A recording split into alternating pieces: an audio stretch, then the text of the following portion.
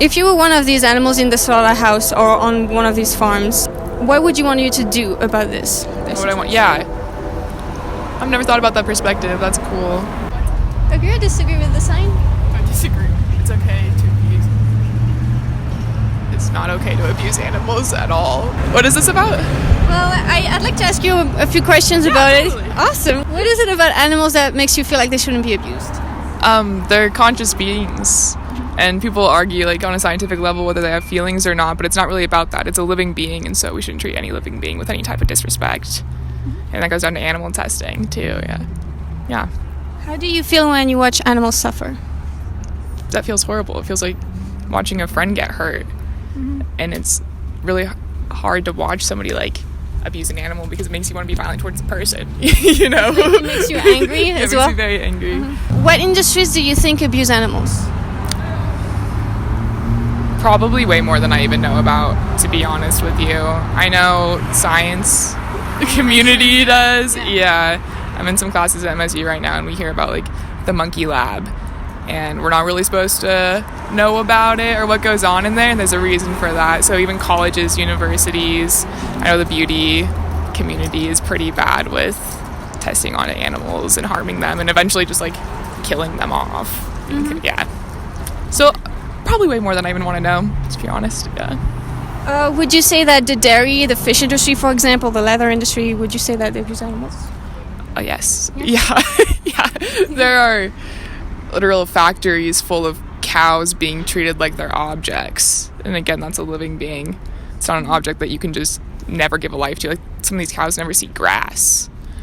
And it's, like, not good for us to eat, but that's what's being mass produced. And then on a, like, very human level, it's horrible for those animals as well. They live horrible lives, and that's, like, everywhere you eat for the most part. So would you say that you're against animal abuse? I would say I'm against animal abuse. Obviously, with your reaction to the sign. Yeah, I was like, what in the world? It's really a no-brainer, but sometimes, people don't, it's good to be on the same page for continuing the conversation. Has anyone talked to you who doesn't? Well, it depends. Usually it's further in the conversation that they don't agree anymore. I can see what you're saying there, how some people would... They're like, well, of course it's not okay to abuse animals, but I still want to go to Walmart and buy my beef and pork for cheap amounts, so it's okay that they're treated horribly. Yeah, no, it's not okay at all on any level. And you can't be on one side or the other. I think it's pretty black and white when it comes to that. We know which industries abuse animals, right? And we know that you're against animal abuse. What do you think you could do to not support animal abuse?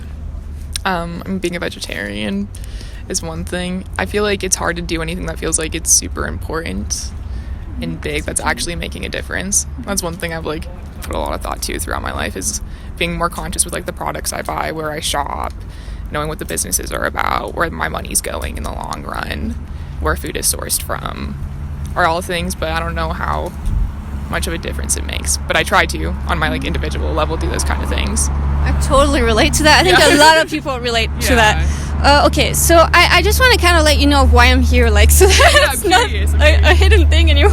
So basically, I'm vegan, so I'm trying to advocate for animal rights. So that means the right to not be used as property and treated as property. Yeah. And so I'm not necessarily advocating, you see, like I said, vegan instead of vegetarian. And the reason is that, the dairy industry and the egg industry or the honey industry, for example, they still use animals as property and they still kill them and abuse them.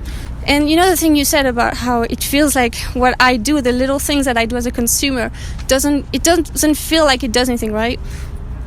I've been there. And I am still there with other things as well. Something that's really empowering to know is that a vegan saves between 30 to 600 lives every year just by not adding to the demand. They've done, like, estimates. The reason why it's between 30 and 600 lives is because there's different estimates, like some take into account different things. Yeah. So it's not always the same thing, but it's minimum 30 lives per year, which is... That's amazing. I had no idea. No, that's very inspiring to hear, actually. Yeah, that is. Yeah, it's like you are making a difference. Yeah, because to each of their lives, would you say that it matters to the individual, Yeah, I think so. I hope so. Yeah. What would prevent you from living vegan? Right now, it's mostly financial. It's hard to get enough, like, protein and nutrients into my body. That's a vegan diet with Mm-hmm. living paycheck to paycheck. That's the biggest thing for me right now, yeah.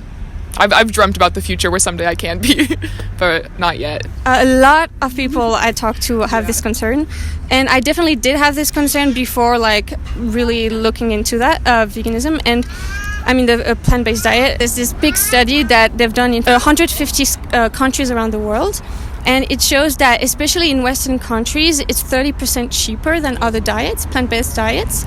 And it is surprising because when we think about a plant-based diet, we think about the processed foods. And really, that's just one type. You can get those that are not too expensive, by the way. When you look at the cheapest foods in the supermarket, it's really like lentils, like rice, things like this, you know. And honestly, I am really poor. Like, I live on one income. My husband, like, he works in a supermarket and he's moving boxes and things like that. And Bozeman is super expensive, right? But it's still really easy for us to actually buy a lot of processed foods. So, you know, that's something that's really, again, empowering to know when you don't necessarily know that this is possible. It is, yeah. I've never heard that from anybody, that it is actually. Everyone I've ever talked to is like, yeah, no, I was vegan for a little bit, but I couldn't afford it anymore, so I stopped. But when you think about it, like, you know, the eggs, for example. Yeah. And also something that we don't really see is that the real cost of these products are, like, it's artificially made lower, you know, the price, subsidies, you know. So, yeah, what do you think would be the best benefit of being vegan? Of being vegan? I don't know what the number one best benefit would be, but first of all, you're going to feel amazing because your body's being fueled by, like, pure sources and not, like, things coming out of factories and, like, poison animals. And also you're helping literally, like, your planet and your community as a whole around the globe. I think these are awesome. Yeah, I feel like those are probably the top what I could think of. But would you say, for example, like, you can be unhealthy on a plant-based diet if you don't eat well? Oh, totally. Yeah, I've tried that before, and that was, I didn't eat well, and I was super unhealthy, so I needed to stop. Yeah. Do you think we can be healthy on a plant-based diet, though? Oh, totally. I think it takes somebody who is in a place in their life, though, who can handle that kind of discipline, because it is a lot of discipline to, like, feed yourself well, especially on, like, I don't want to say restricted, but kind of like a restricted diet. It's a different diet, yeah, and it's, like, not as easy. Like, you can't drive through somewhere and, like, pick up food. Like, you have to really plan out your meals and plan out, you know, what you're eating the whole week. Otherwise, you can't just, like, really open up your fridge and be like, oh, what's sitting in here? I see what you mean. Yeah, I think there's a lot more planning involved, and I watch a lot of people kind of, like, try to be vegan and fail because, like, maybe their life's a little too chaotic. They aren't super disciplined in the moment. I'd say, like, the transition period is weird because it's like having a new habit, you know? It's always weird. Yeah, exactly. Yeah, I think that's exactly what I'm talking about. Yeah, it's just hard to form a new habit. Like if someone was trying to go to the gym every day, kind of a thing, yeah. It doesn't just, like, happen out of the blue. You have to, like, keep trying. I have a tricky question, though, about this, all right? If you were one of these animals in the slaughterhouse or on one of these farms, what would you want you to do about this? What would I want? Yeah. I've never thought about that perspective. That's cool. I think doing, like, what you're doing right here. Doing stuff to, like, educate people. And, like, someone like me, I didn't know, like, vegans save, like, 30 to 600 lives a year. Like, that's amazing. Yeah, like, educating people, being disciplined in your diet, and seeking out food that's coming from good places and not supporting the companies that are harming. Like, if I was a cow in one of those, like, factories, I'd be like, please stop buying from us because they're going to keep killing us and keep treating us horribly if you keep doing this. So, like, asking consumers to kind of, like, chill out and do some research on what they're actually buying and supporting. Yeah. Okay, I have a tricky question again, all right? Okay. How do you humanely kill and exploit someone? How do you humanely kill or exploit someone? If you put, like, a human, for example, instead of a cow, you know, being milked and having their babies, you know, like, they take the babies away from the cow, and they're mammals like us, so they do feel the same motherly bond that humans actually feel towards their babies. And if you were to replace the cow in this scenario with a human, how do you humanely do that? Yeah, I don't think you can. Like, I really don't think there's a way. Yeah. That's why it won't ever work. Like, the system we have going right now, on a humane, like, just, like, literally empathetic level, it doesn't work. I really appreciate your honesty, by the way. What are you gonna do moving on from this conversation? What do you think? I'm gonna do more research on being vegan, honestly. I haven't thought about that in a while, because I tried for a second, but I told you, like, it was in a very unhealthy fashion, and I ended up not being healthy because of it. I'm gonna actually look into it more because I've never heard. Everyone says it's like an unattainable thing that only the wealthy get to do, and I've never like seen someone be like, no, I'm actually not like rich or anything, but I'm vegan and healthy.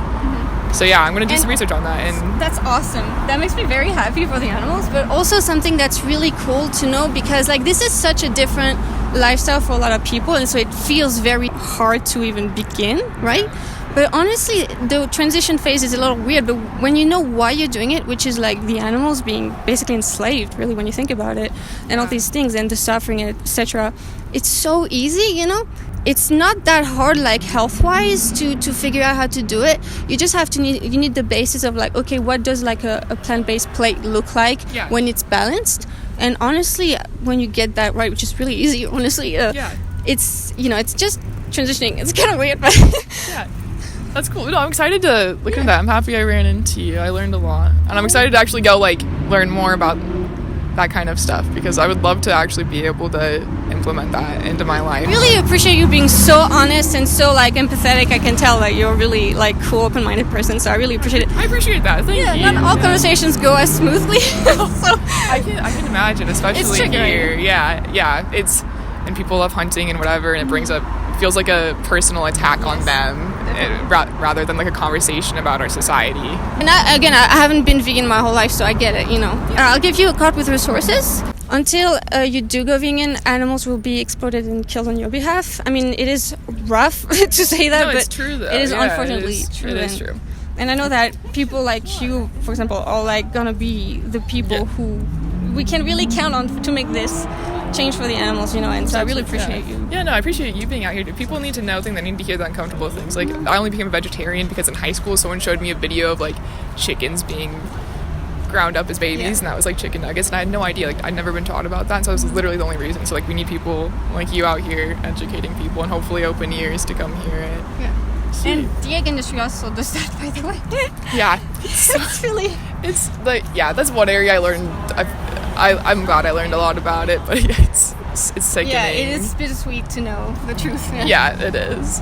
Well, thank you so much. Thank you. Have a good rest of your day. Maybe it's good for yourself, because it doesn't exactly feel very nice to know you're murdering animals for your own good, or maybe making them suffer. Because I see animals as like, well, not exactly people, but we're animals too.